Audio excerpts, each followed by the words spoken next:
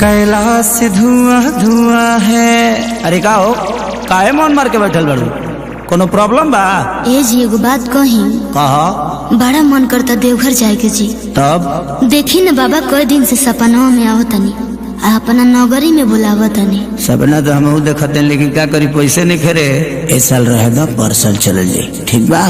गाड़ियों खाली नहीं खींचा तो हम अब की बार ना मानो, हम तो जेबे करब। चुप।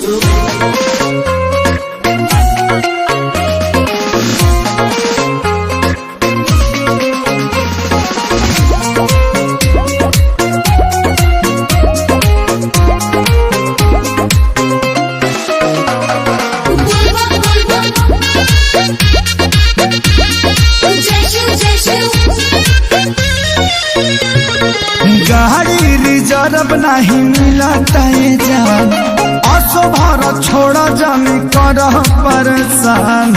हो हर साल चल जाए, छोड़ दला हम ना जाए। अरे गाड़ी रिजर्व नहीं मिला जान, असो भर छोड़ा जानी कर परेशान।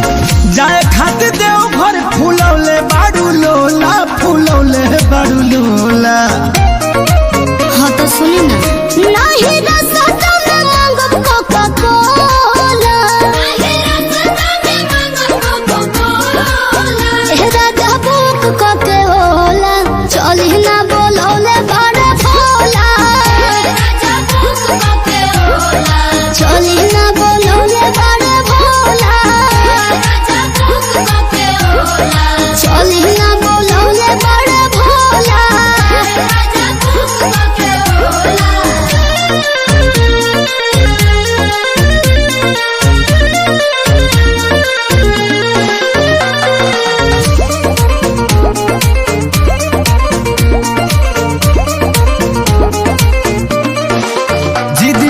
कर तू मानिला सजनिया, गाँव के शिवाला जल ढार ली हरनिया। फुसलाई मत, हम मानब ना बकी बेर जाइबे करब, भोले बाबा को जलवा चढ़ाइबे करब। वही साल चली हो कि नाई शंखा पोला, कि नाई शंखा पोला। हाँ तो सुनी ना, नहीं रास्ता में मांगब कोका कोला, राजा बुक कोके होला, चली ना बोलौले बड़ा भोला, चली ना बोलौले बड़ा भोला, चली ना बोलौले बड़ा भोला।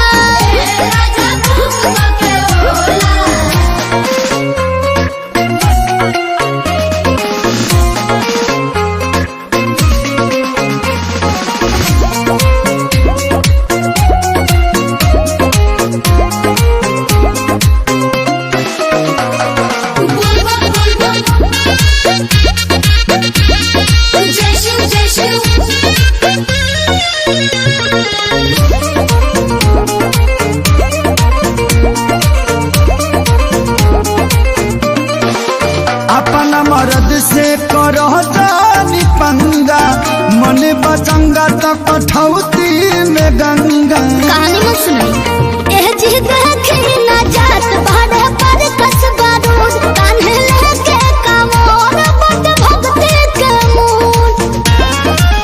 तोहर के चढ़ौले बा खेसरिया बकलोला, खेसरिया बकलोला। असर बिंदु जी तो जाते बाड़ो, नहीं रे सदा